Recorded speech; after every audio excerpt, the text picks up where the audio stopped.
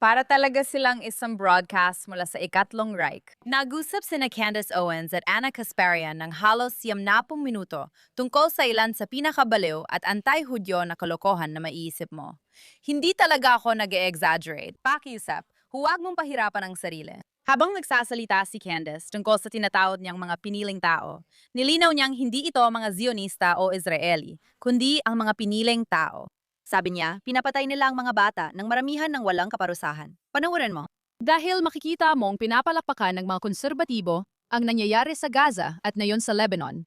At pagkatapos, ay magpapanggap silang pro-life. Malaking dahilan yon kung bakit ko naisip na pro-life tayo. At sinasabi mo sa akin na may exception dahil sa tiyulohiyang erehemor nagsasabi na lahat ng mga patakarang ito ay syempre dapat nating sundin. At syempre, ito ang tamang gawin. At Diyos, Diyos, Diyos, Jesucristo. Pero kapag sa Israel mangyayari, ayos lang daw. Parang may biglang exception na pwedeng kumatay ng mga bata ng maramihan basta sa Israel. Bakit hindi na lang sa Israel pumunta ang mga mamamaslang ng maramihan at gawin ang gusto nila? Tama. Dito ginagawa yan. Pumupunta ang mga tao para pumatay ng mga bata ng maramihan. Sige, Candace. Pwede mo namang kamuhian ng Israel at paniwalaan na nakakahiya ang mga babaeng ito.